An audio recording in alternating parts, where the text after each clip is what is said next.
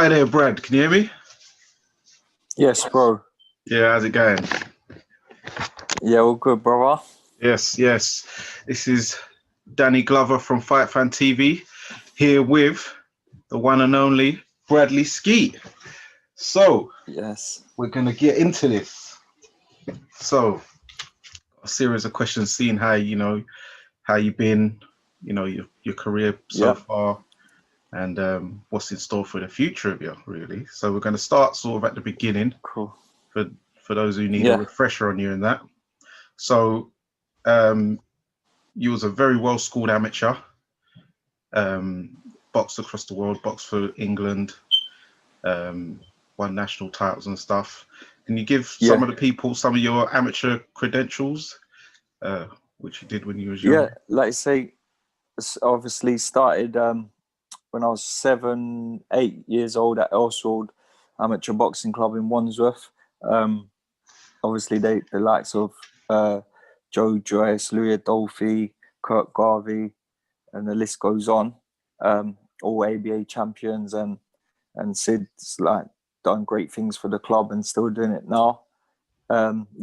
Started off obviously from schoolboy level, got to 3 schoolboy finals, junior ABA final, won the NABCs and a senior ABA final, boxing for England, winning 4 Nations gold, away with GB, like multi-nation tournaments, winning gold.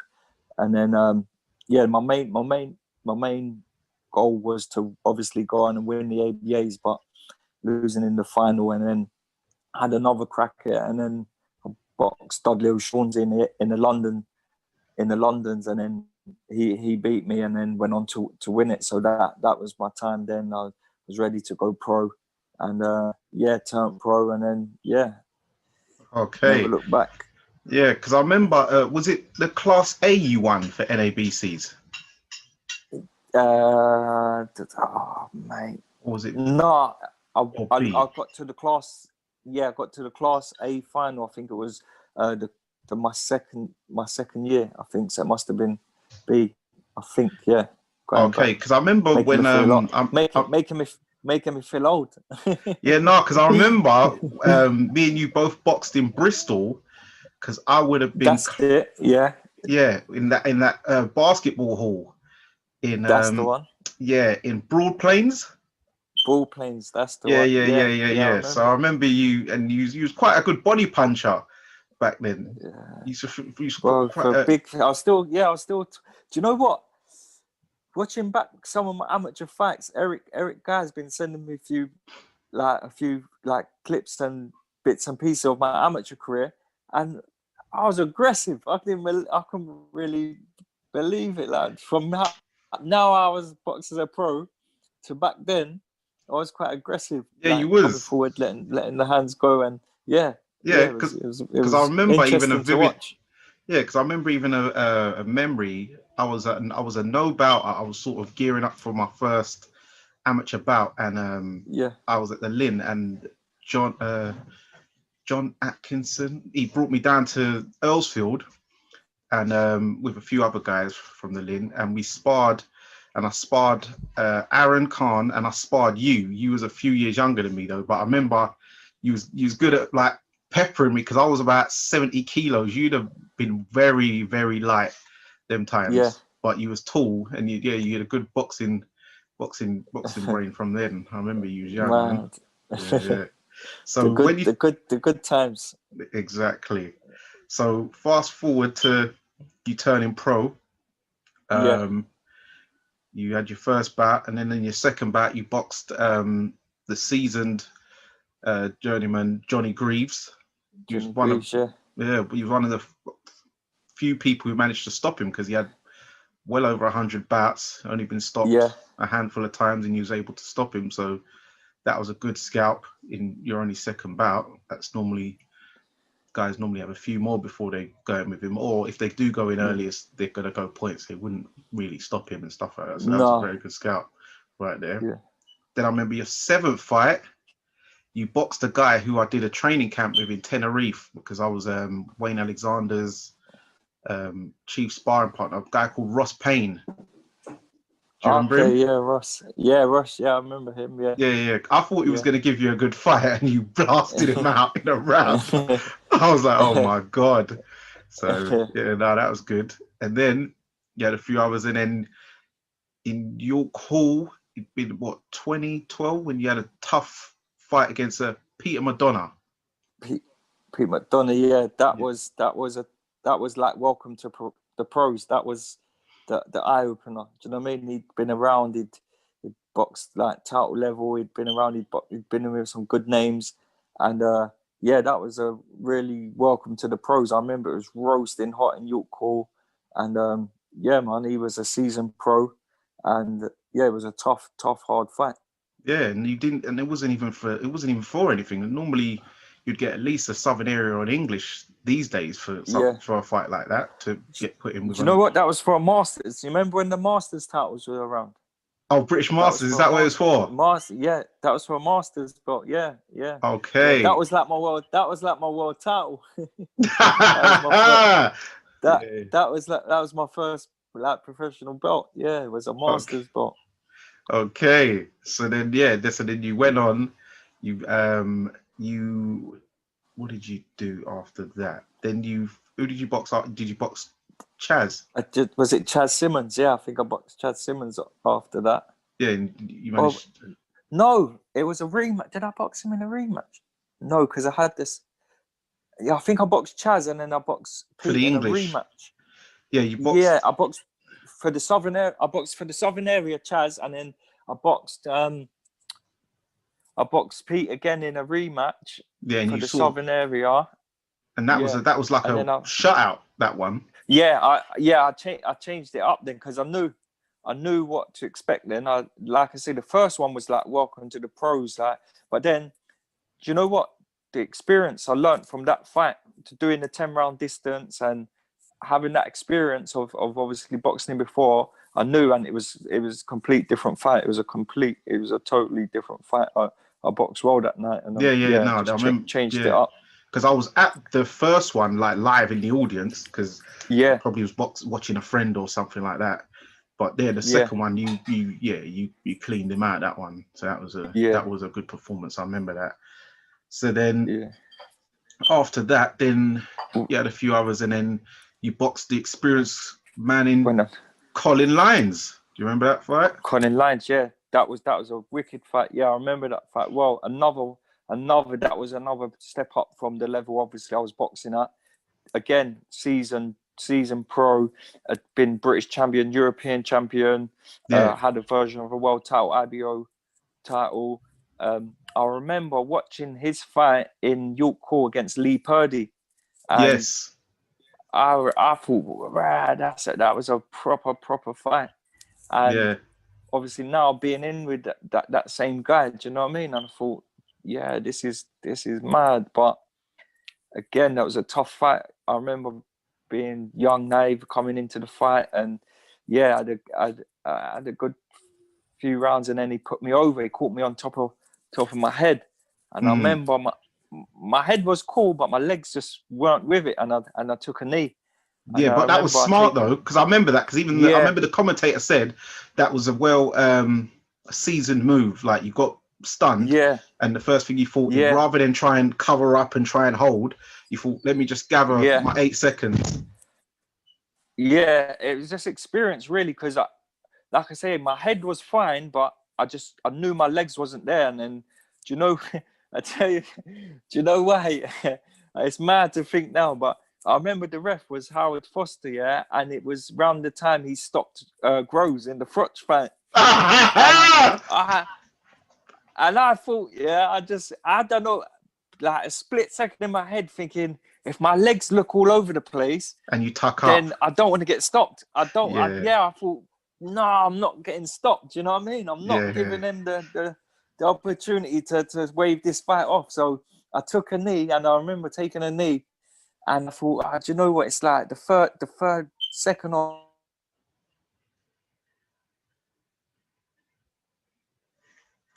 Hello? I remember getting up, and I caught him with a left hook at the end of the next round, I think, and he was stunned. I know he was stunned. He was buzzed.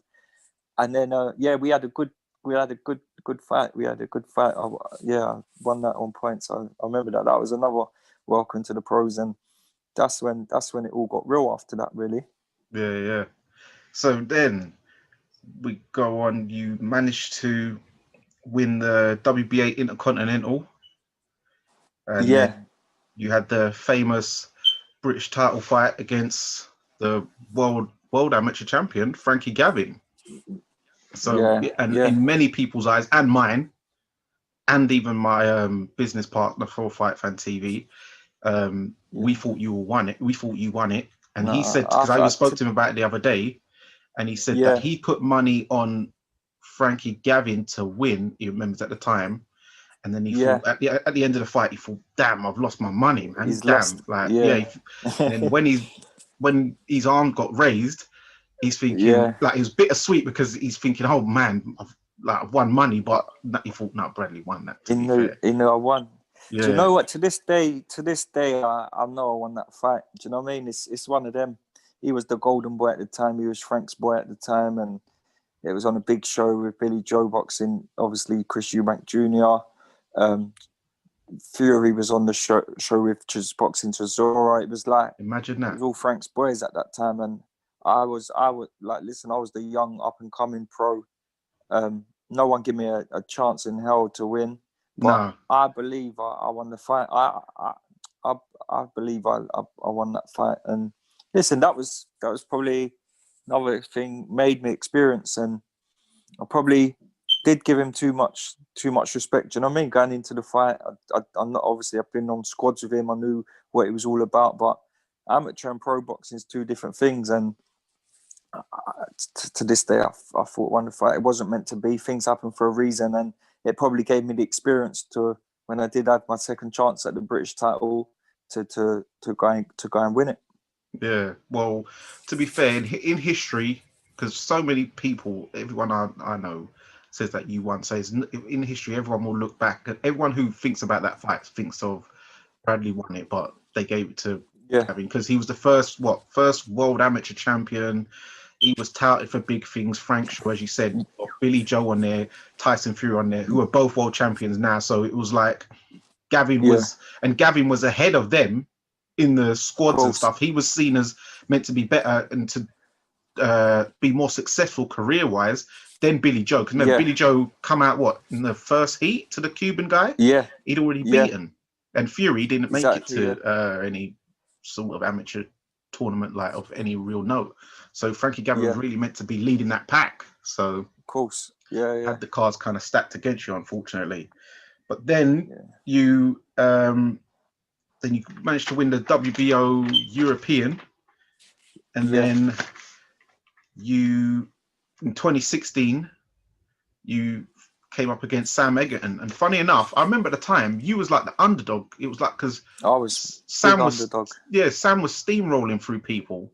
He was knocking people like left, right, and centre. Everyone he was coming up against, he was banging them out. Do you know what I mean? And he was the man that, at that time at welterweight. He was the man. Do you know what I mean? No, he was, because he was big as well. He was big. Like, he was tall and he was big. Like, even he's had a lot of hard fights now. And the other day, he pushed Ted Cheeseman to the wire. And people think people thought that Ted was that Sam was maybe towards the end of maybe had a few too many wars, but it shows he's still that level. He's still got it. Yeah, of course. Yeah, he's still got it.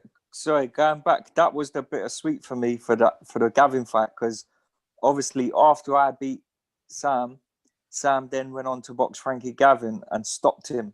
And stopped him. And there you go. That was just and listen, I'm not saying I had an easy time and knocked him out or anything, but with Sam, I feel I won comfortable. It was a tough fight, but I won comfortable. For him to go on and drop and stop Gavin, that was like a bittersweet for me. That was like, all right, cool. He took your shine. He took your shine. Because I remember the scorecards was close, but to me it was close, a lot wider than what. Do you know what I mean? Yeah, it was a lot wider than what them cards gave you for that fight. But you got the British title, and then you managed to win it outright. And you boxed that was my dream. From like I say, I remember boxing. Like we wasn't in the club or anything, but in the amateur days, listen, going through the amateurs, like to be a British champion as a pro, that was a big thing. And obviously to win it outright, that was always my dream in boxing. That I've said it from day dot, to not just win the British title, but to win it outright. And I went on and done that, and that's with me for the rest of my life. Yeah. So are you the last welterweight Lonsdale belt holder? Yeah. No one's done it since. I'm still the welterweight king. I'm the king of the welterweights. Well, you're the Lonsdale champion. Yeah. And to be honest, only made my. Hello. Sorry, say that again. I said that the only reason I relinquished it was my good friend Johnny Garton. Obviously, was in the same gym at iBox. Was in line for it. Do you know what I mean? And they was talking about the Corcoran fight, so I relinquished it so he can go on and obviously achieve his dream and become a British champion. And do you know what? I'm so happy he went on and done that. So am I, because obviously I don't know if you know, but John used to box with me, innit? Yeah, you was with John. Yeah. So in the amateurs, he was at my club. So yeah, John, he was like a proper hard worker. Like he's a proper grafter. That's why I love that guy. Yeah, because he wasn't the most talented. He wasn't the most talented skill wise. You know what I mean? But he was a grafter. Like, for instance, for me, I had like silky skills and stuff like that, so I'd be able to look good in sparring and bouts and that. But then because of that, he had the mental edge, the drive, determination. So while some of us like me, I don't know, Josh Ejak Povey and other guys would sort of play around outside, he'd be proper grafting. He'd do the extra press ups when there's burpees. He's doing extra burpees where we'd kind of cut corners. And this is why they say talent only gets you so far, but work rate. Yeah. And so I'm so happy for him that he done that. And that's exactly when he won the Southern Area title, we all thought, yes, like John's achieved something. Do you know what I mean? Yeah, because you know what? A lot of people thought Nathan Wees was going to do him, you know. Yeah. Listen, most of his fights, he's really was up against it. Do you know what I mean? Yeah. Most of his fights, even the Martin Welsh fight. Yeah. He was up. He was always up against it, and he just proved everyone wrong each time. Then, like I say, he went on to win the Southern Area, and we was all buzzing for him, like, wicked! He's achieved like that's a big thing. Then he went on to win the English, and then the British. Do you know what I mean? And that's just says it all. That his work ethic and his grit and determination in the gym and on fight night. That's what got him through. Yeah, I'm so happy for him. And so then, you won the Lonsdale belt, so you're still the Lonsdale champ. You're the successor after Kell Brook, I believe, because he did it before you. Brook, then Gavin won it outright. Oh, did he? Brook, then Gavin, then me, yeah. Okay, all right, yeah. That's a good list there, right there. Yeah. And then you went over to, and then after you had a few fights, and then you went over to Spain for that fight. Spain, with what's his name? Kerman Lagaraga. Yeah, I saw that. I remember that on Box Nation. That venue, I've never seen a venue like that. There was guys hanging off the wall rock. It looked like a rock concert. It was mad, bro. It was mad. It was an experience, put it that way. Yeah, because that was a very hostile, intimidating looking crowd, because that looked crazy. Yeah. And I was watching on TV. Yeah, it was very intimidating, very hostile.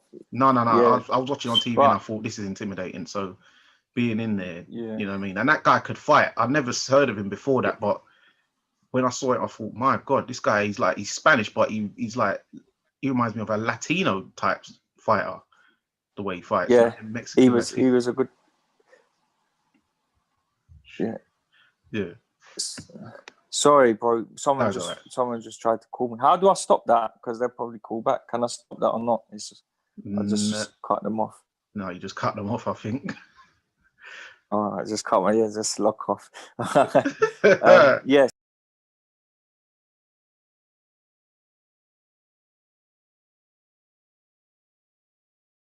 No, like to this, only like my close people would know what it was all about, and it. Sorry, bro. No, it's alright. Sorry. And it wasn't.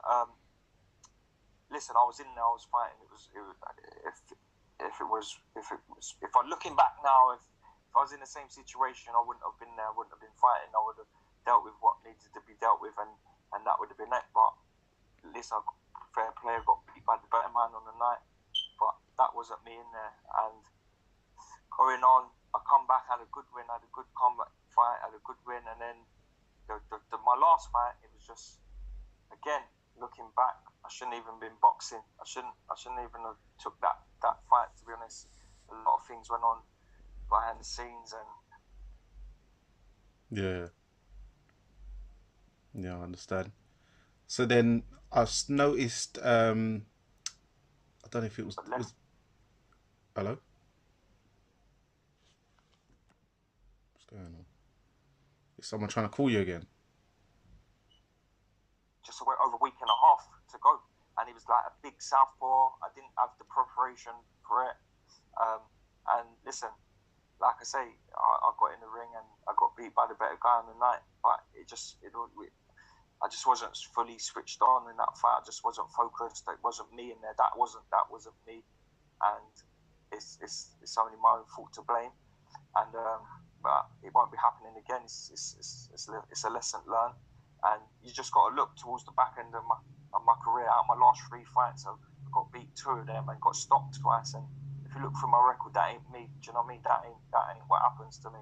So it's one of them, and it's a lesson learned.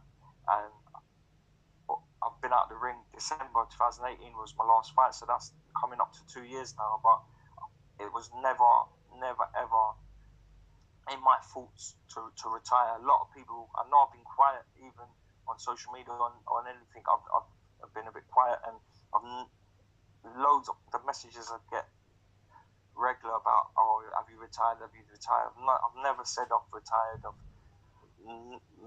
never been a thought of mine. I just cracked on, and yeah, I've had a nice break, a really good break. What I think I deserve. I've been boxing since I was 7. Yeah. And I started doing my PTing. I was doing PTing and doing really well with that. That picked up so quick, so fast. I've done really well with that, and I really enjoyed that.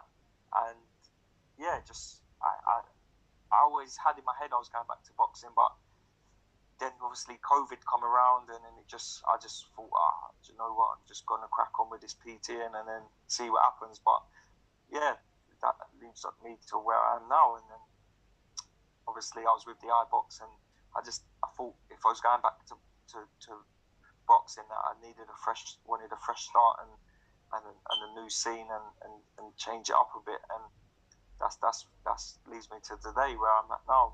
I'm obviously up in Sheffield with Dominic Ingle.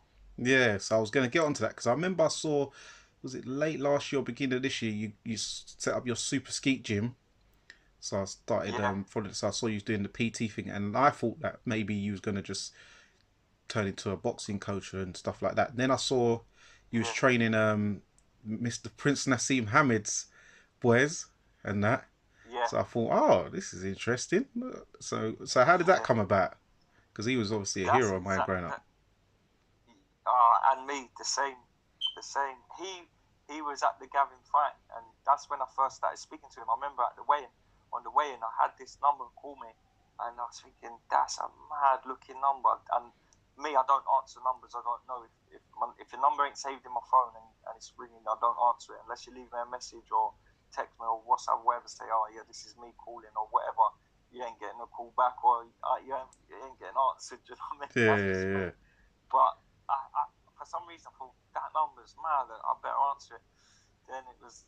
I didn't know it was nice, but I heard this one, yo, champ, it was like, yes, how you feeling? And yeah, your time tomorrow, you're gonna be the champ. And I was thinking, who is this?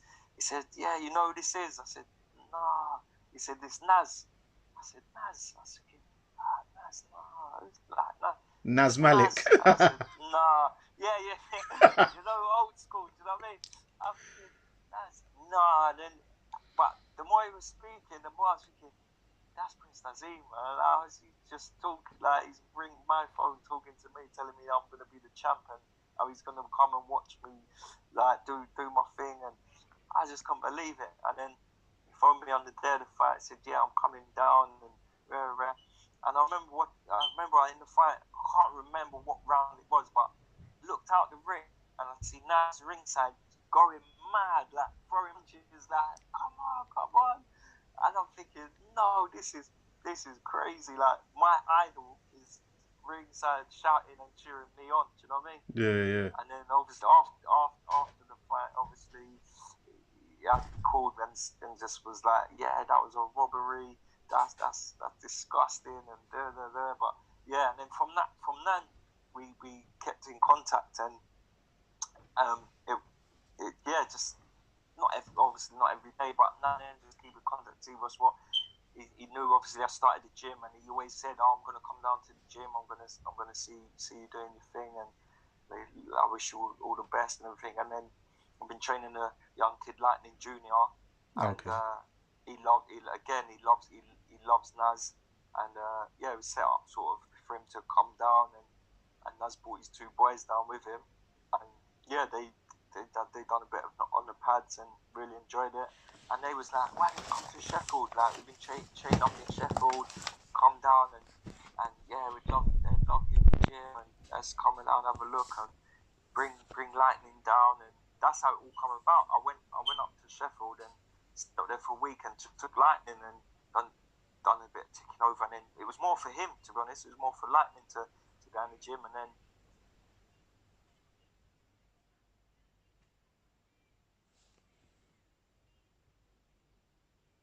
I just had a buzz about it. I just felt like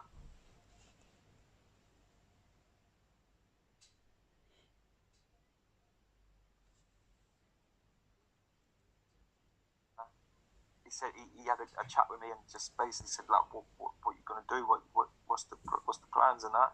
And then I told him I was PTing and I wanted to get back into boxing, but like, I didn't know, like, obviously with the corona situation and what's going on. And he said, listen, like, it's now or never really. Like, you're getting no younger.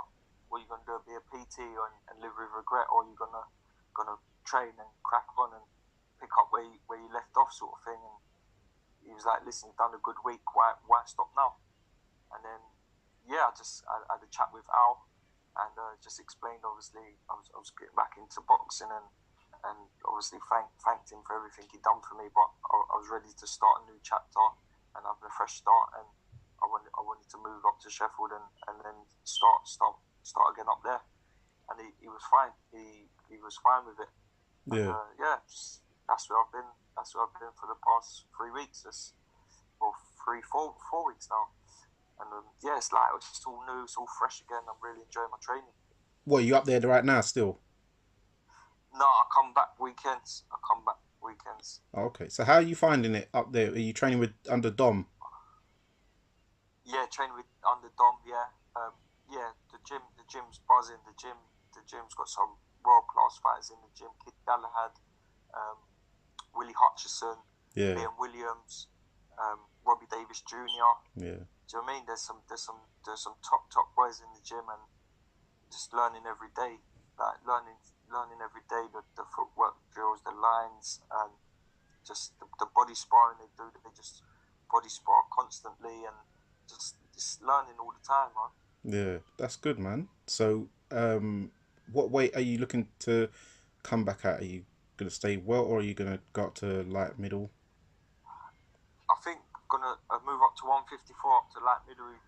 I think that's realistic. Like I say, I'm 33 now. Yeah. And killing myself to get down to welterweight is I don't think it's realistic now. Yeah. But saying that, there's some good fights still at welterweight. I know Eddie contacted me in July about fighting Conor Benn. obviously at that time I wasn't in the gym, I wasn't training, I was doing it, just doing my PT. But listen, if that fight is still there and can still happen, then I'd happily graft and do 147 for that fight. Like, that's a massive fight, and beating Conor Benn, I'd be right back up there. Do you know what I mean? He's a good name. He's doing really well at the minute, but yeah, so he's obviously Eddie's obviously looking at me as a name for him. Do you know what I mean? So Yeah. I'd happily to prove that wrong. Do you know what I mean? I'm not has been. Do you know what I mean? I'm here and I'm still competing at a high level, but that would be the only fight at 147 that would really interest me to get down to 147. But I think like I say, it's a new fresh start for me, a new chapter, and I think 154 is ideal for me. Yeah.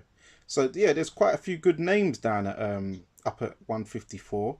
So for instance, you know, if you wanted to go, obviously you'd get through the swing of things, but since you've sort of done the British route already, you'd want to get another shot at European. But then so then 100%.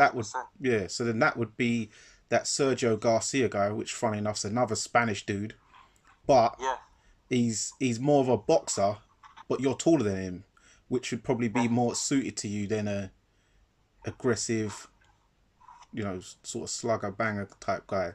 Of course, definitely.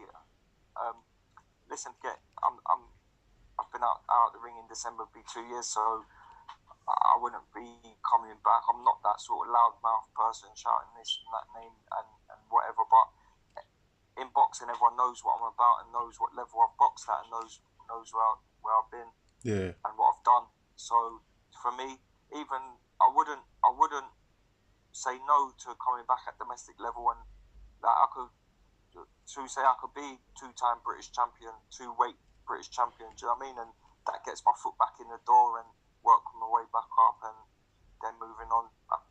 My dream is obviously one day to become a world champion, but listen, if that don't happen, to win a European title, I think if I didn't win a European title, I would have underachieved. Yeah, no, I think you could definitely win a European, because the current, the Sergio Garcia, I think, you know, obviously you have a few domestics and getting back into the swing of things, but then you could definitely go in and get someone like him. I think you could perform. I think you could do quite well against him. And then even, for instance, world level, obviously you've got the Charlo, Jamel leading the pack, but then you've got that Brazilian guy, what's his name? Patrick Teixeira, whatever his name. You heard of him? Yeah, I've heard of him. I've not really seen him fight, but I've heard of the name. Yeah, he's a WBO champion at the moment, and then obviously Lara. Erisandi Lara, the Cuban guy. Hello.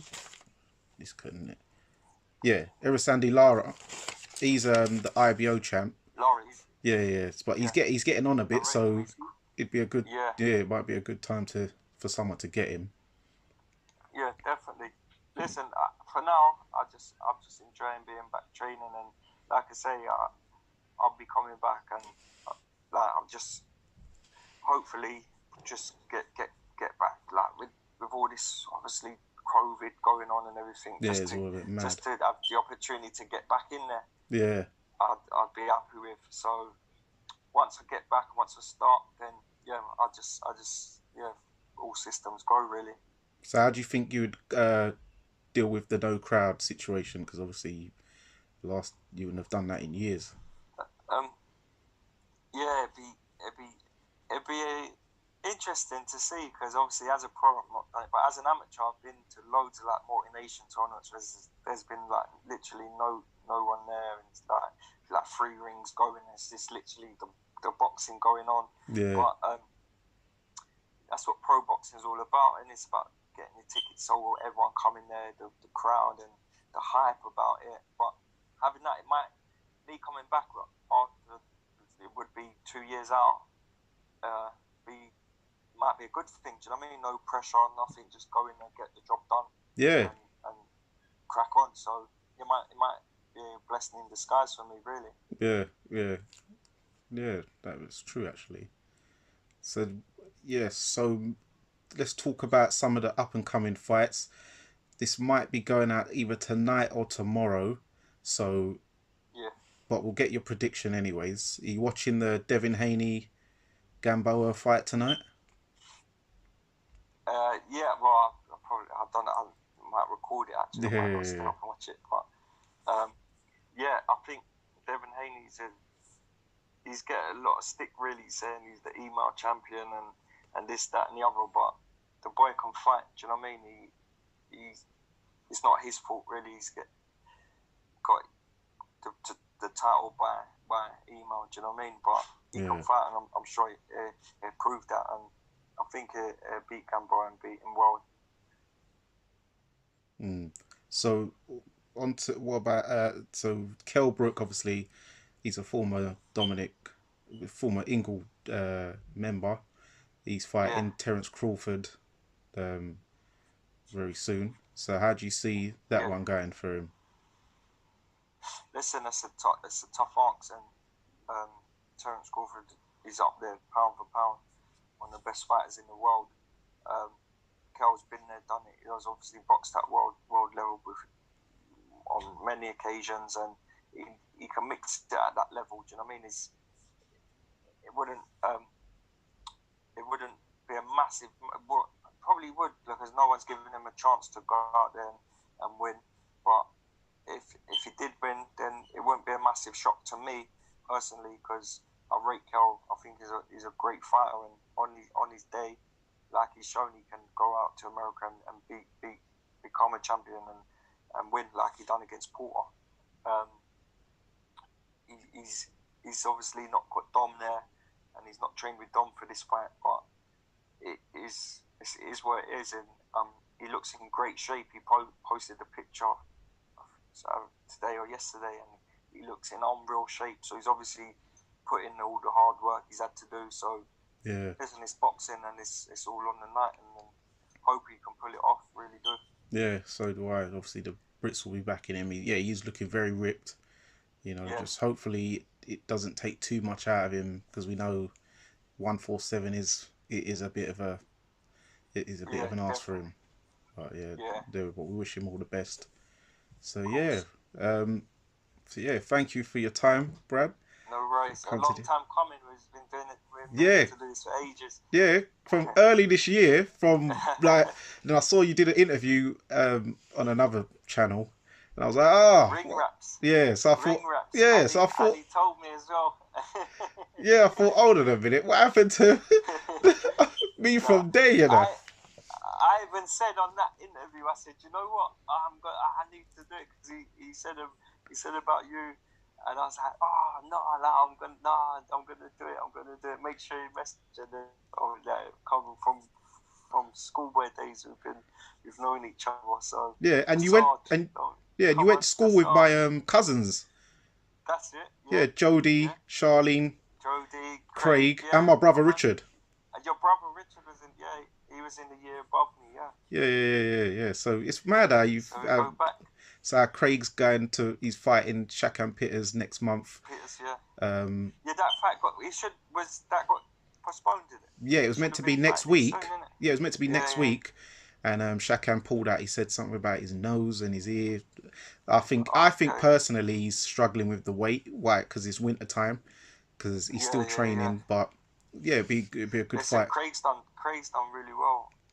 Craig's done really well, and I hope he goes and wins that British title. Yeah, no, I believe he will. But there'll be another one for Penn.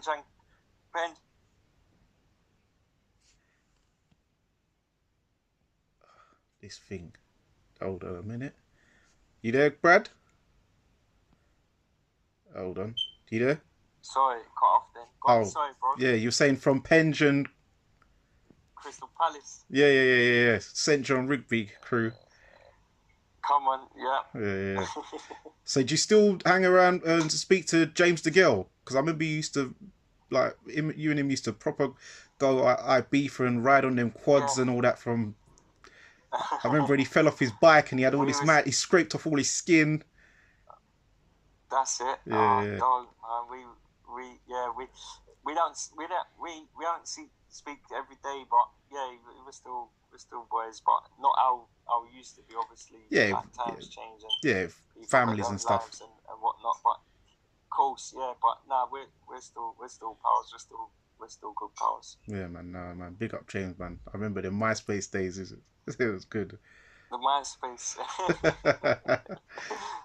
Yeah, man. But yes.